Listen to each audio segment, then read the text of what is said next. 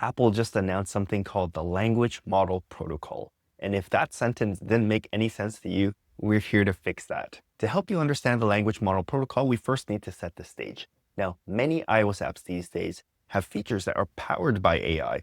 Take Cal AI, for instance. You take a picture of your food, and then it gives you back the nutrition information. Now, I didn't build this app, but as an iOS developer, I can give you a few explanations on how this magic might be happening under the hood. You might have heard about Claude from Anthropic or maybe Google Gemini. Now, aside from access to these AI models through the browser, you can also access them via API. That's just a fancy way of saying the iOS app can send a request to this model through the internet and get a response back. By the way, each request that is sent costs the developer money. So that's why these AI apps are usually paid. But there is a way to get it for free. iPhones have an onboard AI model that developers can use. The downside?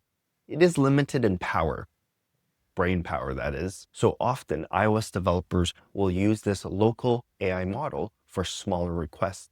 And for bigger and more complex questions, they're going to send it to the bigger brain. And now, finally, I can explain Apple's Language Model Protocol because this is where it starts to make a difference. You see, supporting all of these different providers and models means that the developer has to write a different piece of code to talk to each. To add to the complexity, developers will often support multiple providers because the API costs can vary between providers and models. And plus, if one provider goes down, there's an outage, which often happens, the app has a fallback. Apple's new language model protocol simplifies all of this for developers. Now, by definition, a protocol is a standard way of doing things. So Apple's language model protocol sits as a layer between the app and the providers, providing a standard set of rules for interaction. Instead of the software developer having to write unique pieces of code to talk to each provider, they only have to write one piece of code to use the protocol. And then each provider will adapt to follow the protocol. Anthropic,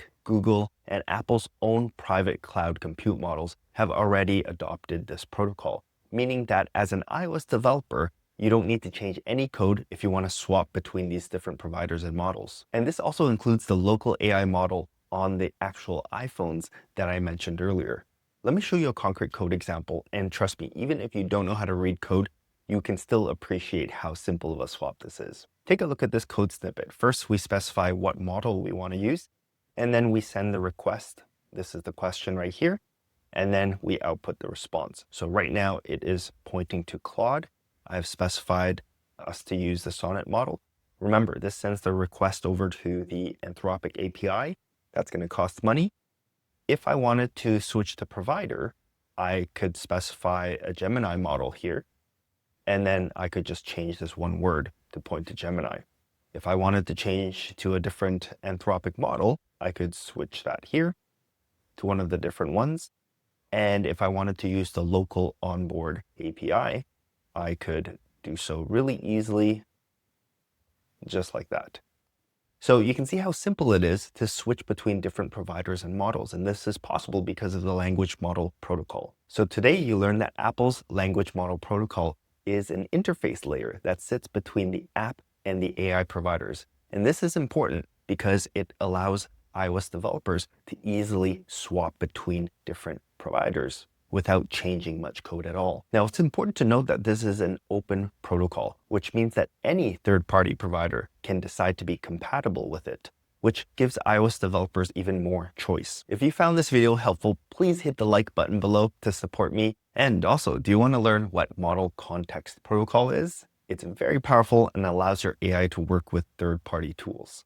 Check out what MCP is right over here. All right, I'll see you there.